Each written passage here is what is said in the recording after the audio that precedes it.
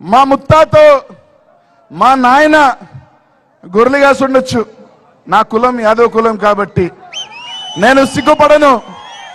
కానీ మా నాయన నన్ను చదివించి నేను కాయకపోయినా వాళ్ళ కష్టంతో ఈరోజు నేను చదువుకొని డాక్టర్నైనా.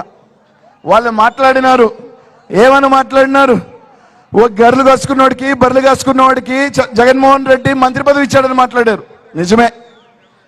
కానీ వాళ్ళు గుర్తుపెట్టుకోవాల్సిందల్లా ఒకటే, అయ్యా ఈ ప్రపంచానికే భగవద్గీతని బోధించిన వ్యక్తి శ్రీకృష్ణ పరమాత్ముడు కూడా గొర్రెలు ఆవులు కాసినోడే. యేసు ప్రభు కూడా గొర్రెల చావుల్లో పుట్టినవాడేనయ్యా.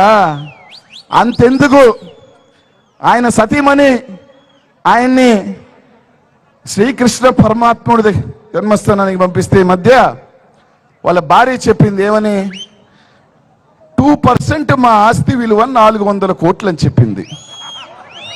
అంటే 100% ఆస్తి విలువ ఎంతంటే 20,000 కోట్లు.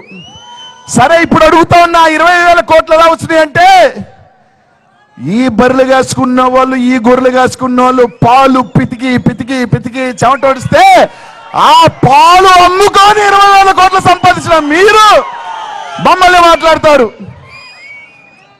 కాబట్టి గుండెల్లో పెట్టుకొని చూసుకునే వ్యక్తి కావాలా, లేకపోతే గుమ్మం బయట నిలబెట్టే వ్యక్తి కావాలా అన్న ఆలోచన మాత్రం చేయండి. ఒక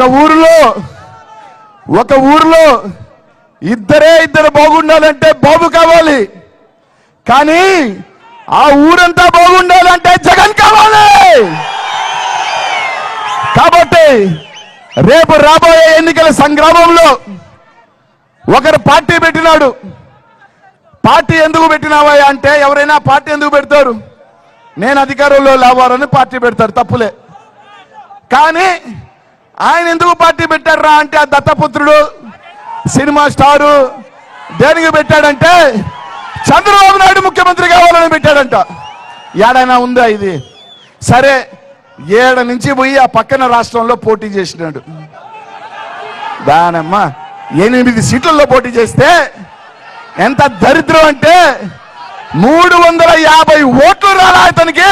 అతను వచ్చంట జగన్మోహన్ రెడ్డి తాట తీస్తా, తోలు తీస్తా, ఇంకోటి తీస్తా అంట. ప్రజలు నిన్ను తెలంగాణలో తీశారు, మళ్ళీ రాష్ట్రంలో 2024లో ఏప్రిల్లో మొత్తం ఇప్పేదానికి సిద్ధంగా ఉన్నారు.